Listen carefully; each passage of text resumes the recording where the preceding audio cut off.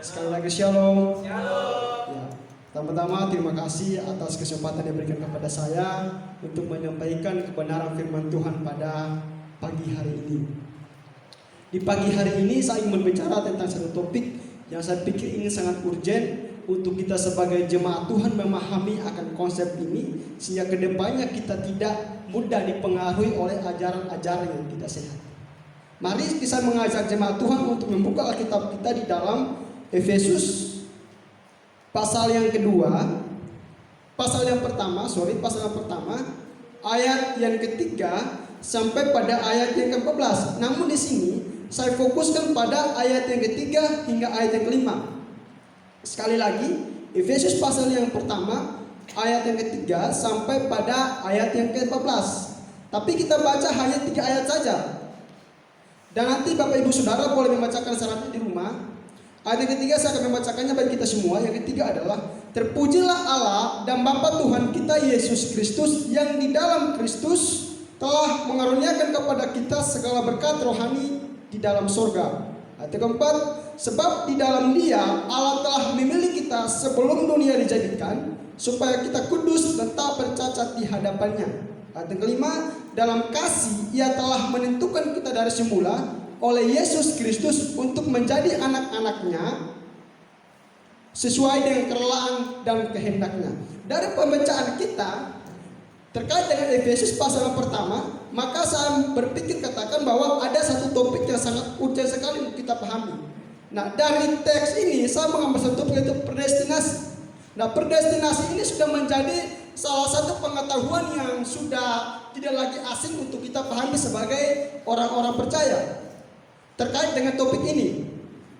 Maka konsep predestinasi ini sebenarnya menjadi salah satu polemik yang telah dibahas oleh bapak-bapak gereja dari zaman reformasi sampai pada sekarang ini. Ini juga polemik ini belum juga diselesaikan. Maka dalam kesempatan ini saya akan menyampaikan dari sudut pandang Efesus ini, khususnya kitab Efesus.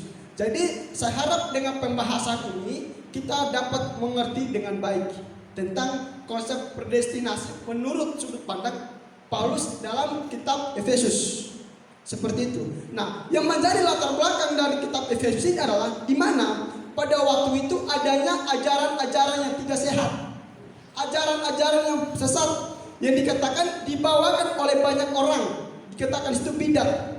Banyak orang kepada jemaat-jemaat Efesus yang dimana sepertinya menantang Injil. Maka karena Paulus merasa bahwa jemaat Efesus kurang memiliki pemahaman yang jelas, memiliki pemahaman lengkap, maka dia menuliskan surat ini kepada mereka untuk memberikan salah satu pengajaran yang baik untuk mereka mengerti, supaya ketika diperhadapkan oleh bidat-bidat, artinya pengajar-pengajar sesat, mereka tidak mudah dipengaruhi. Kira-kira seperti itu. Yang kedua, Paulus menuliskan surat ini kepada mereka supaya apa? Mereka tahu keberadaan mereka sebagai orang-orang percaya, posisi mereka. Supaya apa? Mereka mempertahankan integritas mereka sebagai orang percaya, yaitu hidup kudus, tidak hidup lagi dalam kedangian. Di dalam pasal yang ketiga dan keempat, di situ dan kelima, bahkan ayat di pasal yang ke-6, di situ Paulus menuliskan bahwa memberitahukan bahwa di mana jemaat-jemaat Efesus ini mereka banyak yang hidup menyimpang dari kebenaran firman Tuhan. Maka Paulus juga menuliskan surat ini kepada mereka supaya mereka sadar sebagai orang-orang percaya. Kira-kira seperti sebagai orang percaya, supaya apa? Mereka sadar bahwa ternyata mereka ini sudah memiliki satu kesatuan dengan Kristus. Kristus sebagai kepala dan mereka sebagai tubuh. Ibaratnya seperti ini. Saya adalah Jeffrey, saya memiliki kepala, bahkan tubuh, badan saya, tangan, bahkan kaki. Jadi kepala saya tidak bisa memerintah, tangan saya tidak bisa berjalan tanpa perintah kepala saya. Jadi satu kesatuan yang tidak boleh satu dipisahkan. Maka ini gambarannya Paulus berikan kepada jemaat Efesus untuk mereka mengerti. Maka tema khusus dari jemaat Efesus ini adalah kesatuan dalam jemaat. Kesatuan dalam jemaat. Maka Paulus memulai kalimat yang di pasal pertama dengan kata kita.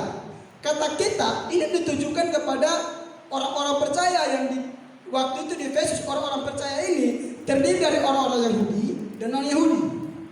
Sekali lagi orang-orang Yahudi dan non-Yahudi. Nah, pada waktu itu ada perdebatan di antara orang percaya tersebut.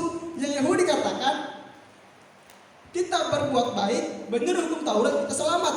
Sedangkan yang non-Yahudi katakan, kita diselamatkan karena anugerah. Ini menjadi polemik.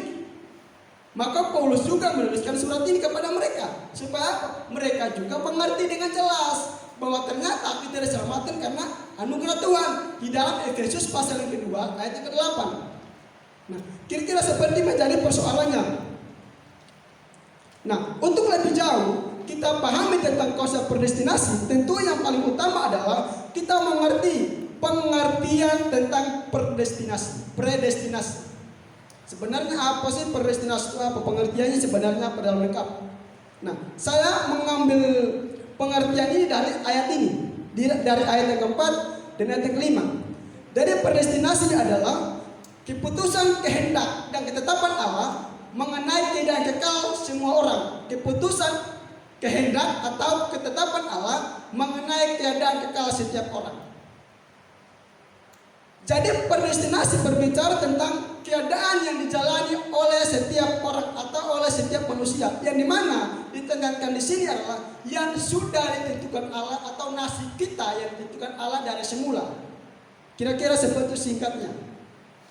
Dari penjelasan Efesus pasal pertama ayat yang keempat dan ayat yang kelima ini dijabarkan di sini bahwa kita telah ditentukan dari semula. Maka ini menjadi pengertiannya yang saya ambil untuk kita mengerti tentang pengertian yang jelas yang kata Alkitab menurut pemahaman predestinasi seperti apa yang dikatakan Paulus kepada jemaat Efesus. Nah, di ayat yang keempat dikatakan di situ, sebab di dalam dia Allah telah memilih. Kata memilih, saya coba melihat di dalam sabda, kata memilih adalah eklogomai. Eklogomai artinya telah memilih, telah kupilih dan dipilih. Nah, ketiga definisi ini yang dari sumbernya dari kata eklogomai, itu kita perlu pahami bahwa ketiganya ini memiliki satu tujuan tersendiri. Namun itu kita pahami yang sebenarnya kata ini tepatnya apa. Nah, saya garis bawahi kata di sini adalah telah kupilih. Nah, telah kupilih ini yang berarti Allah yang memilih, bukan kita yang memilih Allah. Allah yang memilih. Jadi Allah yang memilih kita untuk kita percaya, yang sesuaikan dengan Efesus ini. Telah kupilih, Allah yang memilih. Kata kedua di ayat kelima adalah menentukan. Nah, menentukan ini yang sebenarnya memberikan definisi yang lebih tepat tentang predestinasi itu apa. Itu dia kalimat bahasa Indonesia adalah proriso ini artinya sama dengan predestinasi. Yang dalam bahasa Inggrisnya dalam King James Version adalah predetermine. Yang artinya adalah ditentukan dari semula dan juga mereka yang ditentukan dari semula. Nah, ini kata yang tepat ya sebenarnya pengertian konsep predestinasi kira-kira seperti pengertiannya dalam Alkitab menurut Efesus. Bahwa ternyata di dalam kitab Efesus ini ada yang membahas tentang konsep predestinasi. Nah, berbicara saya katakan tadi perdebatan yang tentang menjadi polemik yang sulit kita sampai sekarang belum diselesaikan. Ada dua hal saja yang menjadi masalahnya. Yang pertama di dalam perdebatan Arminian dan Calvinis, yang pertama adalah Calvinis mengatakan kedaulatan Allah. Arminian katakan kebebasan manusia. Nah, ini yang menjadi polemiknya. Nah, sekarang Calvinis katakan kedaulatan Allah seperti apa? Kedaulatan Allah dibicara tentang kehendak Allah. Ada kehendak Allah yang tidak terjadi dan ada kehendak Allah yang terjadi. Misalkan kehendak Allah yang terjadi, Allah memberikan 10 hukum kepada bangsa Israel. Bangsa Israel tidak menaatinya. Itu contoh dari kehendak Allah yang tidak terjadi.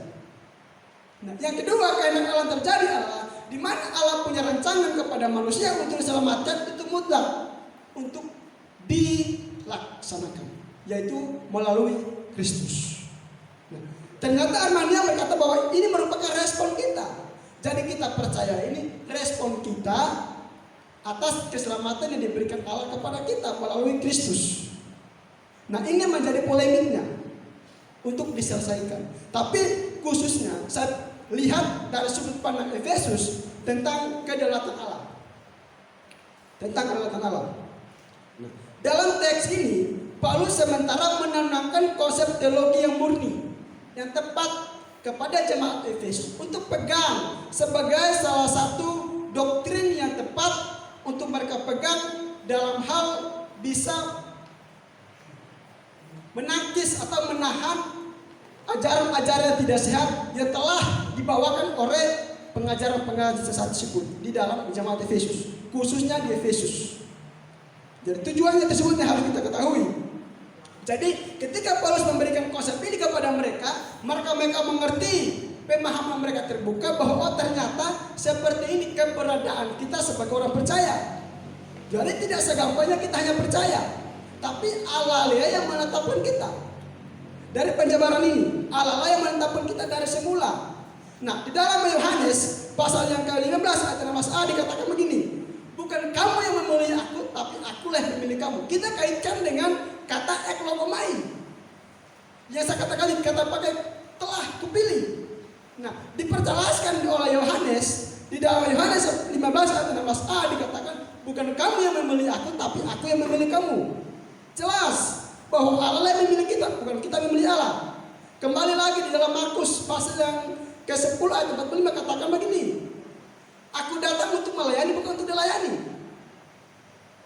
Misalkan ketika Adam dan Hawa jatuh ke dalam dosa, ini contoh, jatuh ke dalam dosa, maka mereka ini takut. Mereka tidak bisa datang kepada Allah karena apa? Berdosa. Allah lah yang inisiatif mencari mereka. Ini buktinya bahwa Allah yang datang mencari kita, bukan kita mencari Allah. Sangat terbukti.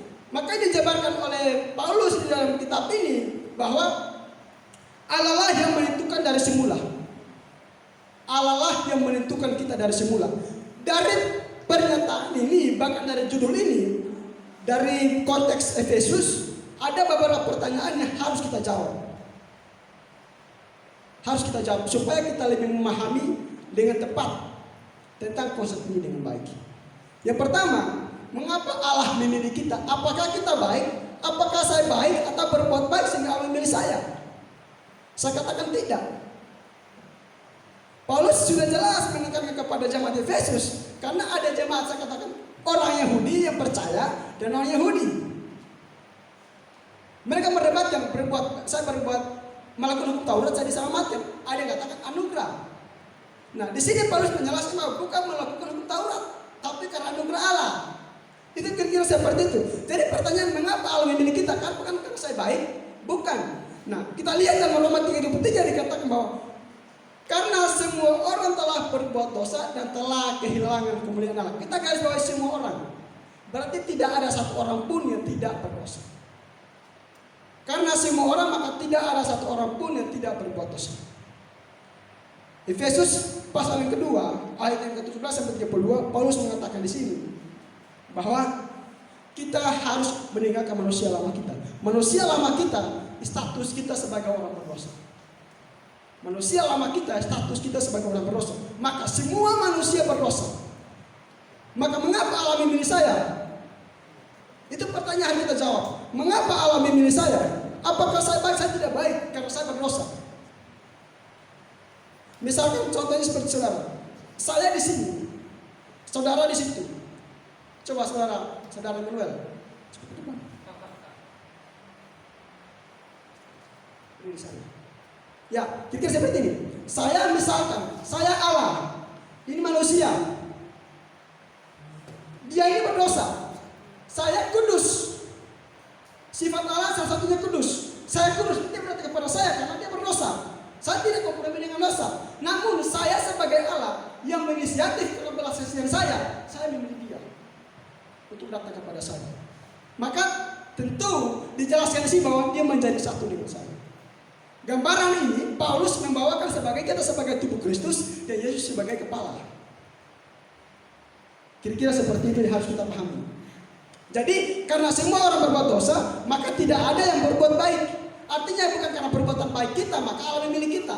Nah, kita bawa di dalam pengertian ini mengapa Allah memilih. Jawabannya adalah kita buka di dalam Yohanes 3:16. Semuanya kita buka di dalam Yohanes 3:16.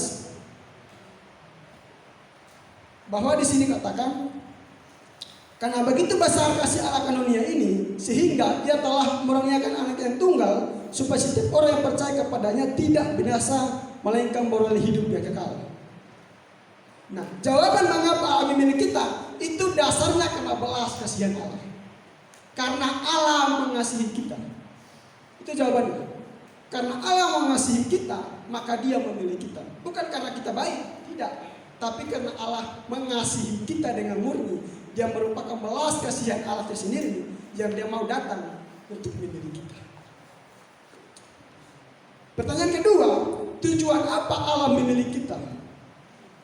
Tujuan apa Allah memilih saya, bahkan saudara?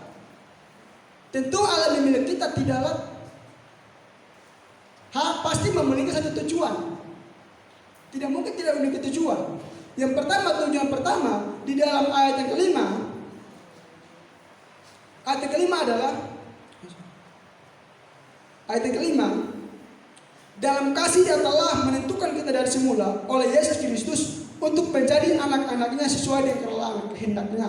Maka tujuan yang pertama Allah memilih kita adalah untuk menjadi anak-anaknya. Tidak lain, untuk menjadi anak-anaknya. Kalau Allah memilih saya, maka Allah mau supaya saya menjadi anak-anaknya. Saya menjadi anak, maka patut saya untuk taati kepada Bapa.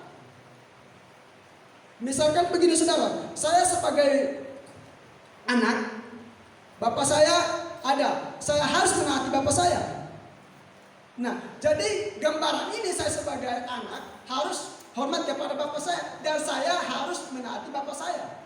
Karena saya wajib sebagai anak kandung saya. Yesus mengajarkan ini, Paulus mengajarkan ini bahwa gambarannya mereka sebagai orang percaya adalah anak, dan Yesus sebagai Bapa.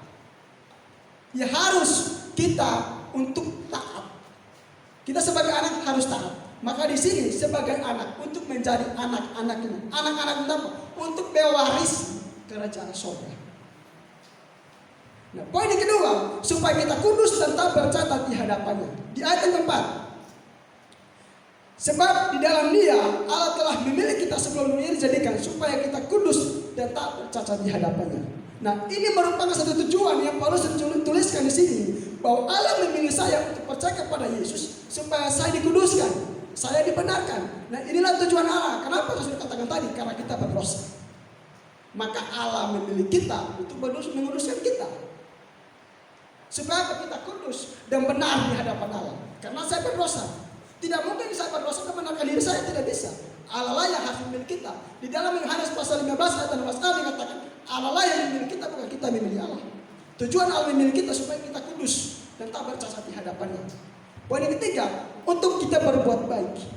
Jadi kita selamatkan untuk berbuat baik, bukan berbuat baik baru diselamatkan. Kita lihat Efesus pasal yang kedua ayat yang ke-10. Karena kita ini buatan Allah, diciptakan dalam Kristus Yesus untuk melakukan perbuatan baik yang persiapkan Allah sebelumnya dikatakan di pasal 1 sebelum ini dijadikan. Ia mau supaya kita hidup di dalamnya. Kita hidup di dalamnya, maka Dia mau tujuan memilih kita sebelum dunia dijadikan adalah supaya kita sebagai anak-anaknya berbuat baik. Berbuat baik adalah taat kepada Dia, melakukan segala kehendaknya, mengasihi orang lain, segala hal yang diajarkan kepada kita itu yang kita ikuti. Jadi konsepnya seperti itu. Nah, supaya ketiga hal ini menjadi tujuan Allah tercapai, maka Kristus harus datang. Kalau Kristus tidak datang, maka ketiga hal ini tidak akan tercapai. Sudah pasti tidak akan tercapai. Kristus harus datang. Untuk apa? Membebaskan kita dari dosa. Nah, ternyata di balik rencana tujuan Allah ini ada satu rahasia yang sangat tersembunyi di dalam kitab Efesus ini yang Paulus jabarkan. Ada rahasia tersembunyi, yaitu di mana Allah tetapkan kita dari semula. Artinya Allah sudah memilih Yesus dari semula, Dia sebagai pribadinya Dia. Artinya gambaran ini Yesus datang, memilih Yesus untuk datang ke dalam dunia. Untuk apa? Untuk kita hidup bersatu dengan Dia. Makanya Dia harus datang dalam mengenai rencananya. Allah memilih Dia untuk apa? Menebus kita dari dosa, membebaskan kita dari dosa. memperdamaikan kita dengan Allah, dia harus mati di atas kayu salib. Ini merupakan rencana Allah dari semula. Tidak bisa kita memutarbalikkan hal ini, bahwa ini fakta, bahwa Allah memilih Yesus Kristus datang ke dalam dunia untuk menebus kita. Supaya apa? Dikatakan tadi, yang ketiga hal yang saya katakan tujuannya itu supaya kita menjadi anak-anaknya, kita menjadi kudus dan tak bercacat, dan untuk berbuat baik. Maka ketiga hal yang tercapai, Kristus harus datang. Kristus harus datang untuk menyelamatkan kita, menebus kita, supaya ketiga hal ini dapat tercapai dengan baik. Kalau tanpa Kristus datang, maka tentu ketiga hal ini tidak akan terjadi. Dari nats ini jelas bahwa Allah menentukan dan memilih kita dari semula masuk dalam kekekalan bersama Dia. Nah, ternyata dari Efesus pasal yang pertama di ayat yang ketiga sampai ayat 14 ini sangat jelas memberikan penjabaran. Paulus menjabarkan kepada kita bahwa Allah lah yang memilih kita, menentukan kita dari semula. Yang harus kita pahami bahwa ternyata di dalam Yohanes pun mengatakan bahwa bukan kita yang memilih Allah, tapi Allah lah yang memilih kita. Itu sangat jelas. Maka bagaimana sehingga kita bisa percaya kepada Yesus? Nah, ini menjadi persoalannya. Ada yang katakan iman diberikan, ada yang dikatakan iman karena respon. Nah, maka kita harus pahami. Saya ada 3 ayat yang saya ambil di dalam Alkitab, yang dimana untuk menjawab pertanyaan ini, mengapa saya percaya kepada Yesus? Mengapa saya beriman? Apakah beriman? Bagaimana sehingga saya bisa percaya kepada Allah? Kalimat bagaimana berarti berbicara mengenai cara.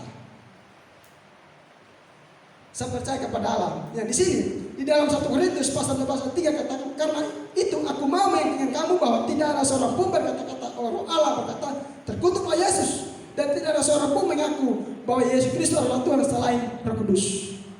Selain Roh Kudus, berarti kita percaya Yesus karena ada Roh Kudus. Berarti itu dari siapa? Tentu dari Allah.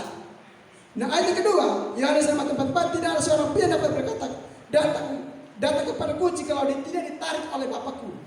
Kalau tidak ditarik oleh Bapakku, berarti kita ini sudah dari semula ditentukan, yang telah ditetapkan oleh Bapa untuk diselamatkan di dalam Kristus Yesus, bersatu dengan Kristus Yesus. Dikatakan di dalam Efesus pasal yang ke-1 ayat yang ke-4 sampai ke-5 ini. Maka Allah yang menarik kita untuk percaya kepada Dia. Di Filipi pasal pertama ayat 9 katakan, sebab kepada kamu dikurniakan bukan saja untuk percaya kepada Kristus, melainkan juga untuk menderita bagi Dia. Jadi di sini iman itu dikaruniakan. Saya percaya iman itu dikaruniakan. Misalnya saya percaya Yesus karena Dia mengurangi saya untuk percaya. Berarti iman diberikan kepada dari Allah, bukan respon saya dari penjabaran ketiga ayat ini. Nah, maka saya katakan Roh Kudus yang diutus oleh Bapa, oleh Yesus dari Bapa, itu merupakan sarana atau perantara, yang dimana Roh Kudus menghantarkan saya untuk pergi kepada Yesus. Nah, gambarannya misalnya begini saudara. Tidak ada. Gambarannya seperti ini. Allah segitiga, ini Allah Bapa, ini Roh Kudus. Saya di bawah, di sini Yesus. Nah, Roh Kudus ini yang menghantarkan saya untuk pergi kepada Yesus. Dia menghantarkan saya. Maka di sini bahwa tidak ada seorang pun mengaku bahwa Yesus adalah Tuhan selain Roh Kudus. Roh Kudus yang menghantarkan saya kepada Kristus supaya kita menjadi percaya dan menjadi satu di dalam Dia. Supaya kita mengalami pengudusan yang jelas bahwa Allah menentukan kita, terletak kebenaran yang murni bahwa bukan kita memilih Allah, tapi Allah yang memilih kita. Berarti Allah yang menentukan kita dari semula. Makanya di sini Roh Kudus yang menghantarkan kita kepada Kristus. Bagaimana Allah mau memilih kita? Untuk memilih kita. Bagaimana sehingga Allah mau untuk memilih kita? Saya sudah katakan tadi bahwa karena belas kasihan Allah, karena kasih Allah di dalam Yohanes 3:16. Di sini yang kedua, karena sudah menjadi rencana Allah dari semula. Di dalam Efesus pasal yang kedua ayat 4 sampai ayat 5. Bahwa ini merupakan rencana Allah dari semula. Ini sudah menjadi rencana Allah dari semula terkait dengan orang-orang percaya dari semula. Nah, dalam ayat 11 Rasul Paulus menegaskan tulisannya terkait teks kepada jemaat di Efesus bahwa Dia meyakinkan mereka bahwa Allah pun memilih mereka sebagai rasul-rasul untuk percaya kepada Yesus, menerima karya keselamatan itu. Jadi di sini Paulus membuktikan kepada mereka bahwa ini kami, misalnya kami yang sekarang percaya Yesus, yang telah memilih kami untuk menerima alih waris itu, artinya kerajaan surga itu masuk ke dalam kekalan itu. Itu yang maksudnya bahwa Allah telah menentukan mereka dari semula. Dia buktikan bahwa ini ternyata mereka. Contohnya mereka Allah memilih mereka untuk memberitakan Injil. Itu contoh. Jadi gambarannya Paulus memberikan bukti bahwa ternyata memang Allah memilih. Nah, sesuai dengan teks ini, apakah orang-orang di Efesus bukan orang pilihan? Ternyata orang pilihan. Maka orang pilihan ini Paulus menegaskan dalam Efesus pasal 8, sebagai orang-orang pilihan, maka kita harus berbagi kebaikan kepada orang lain. Berbagi damai kepada orang lain, berbagi sukacita kepada orang lain. Berbuat baik, berbagi damai, berbagi kebaikan, menolong orang lain, mengasihi orang lain. Itu yang Paulus menekankan. Bahwa kita sebagai orang percaya saling mengasihi, saling menolong, dan saling memotivasi satu sama lain. Itu yang Paulus harus tekankan kepada orang percaya bahwa kita sebagai orang-orang pilihan harus berbeda dengan dunia. Paulus menegaskan kembali ini di dalam Efesus pasal yang keempat, bahwa Efesus pasal ketiga, bahwa kita harus meninggalkan manusia lama kita. Manusia lama kita berarti bicara kenajisan, kebobrokan kita sebagai manusia. Maka kita sudah ditebus oleh darah Yesus, sudah diselamatkan oleh Yesus Kristus, artinya telah memilih kita, maka kita harus menampilkan berbeda dengan orang lain. Nah, maka ketika kita menyadari bahwa Allah telah memilih dan menetapkan kita, maka kita harus berusaha mempertahankan kekudusan kita. Harus berusaha mempertahankan kekudusan kita, supaya di sini kita sebagai orang percaya tidak sama dengan orang dunia, tidak sama dengan orang yang tidak percaya, tapi kita berbeda. Kita menampilkan karakter yang berbeda, dan supaya mereka melihat bahwa ternyata orang ini adalah orang Kristen. Nah, oleh sebab itu, marilah kita bersyukur kepada Allah karena kemurahan, kebaikan, belas kasihannya yang telah memilih dan menetapkan kita sebagai orang percaya untuk masuk di dalamnya, untuk menikmati kekekalan bersamanya, itu menikmati kerajaan surga. Maka dari itu kita harus sadar bahwa kalau kita telah dilengkapi dan telah dimeteraikan oleh Roh Kudus, kita harus pegang itu dan percayalah bahwa apapun yang akan kamu pegang, apapun yang kamu hadapi dalam kehidupanmu sebagai siklus perjalanan hidupmu, percaya saja bahwa Roh Kudus yang mengendalikan hidupmu, dan kemanapun kamu pergi, dimanapun kamu berada, Dia akan selalu menolongmu untuk tetap menjagamu sampai Kristus datang kedepannya. Terima kasih, Tuhan Yesus.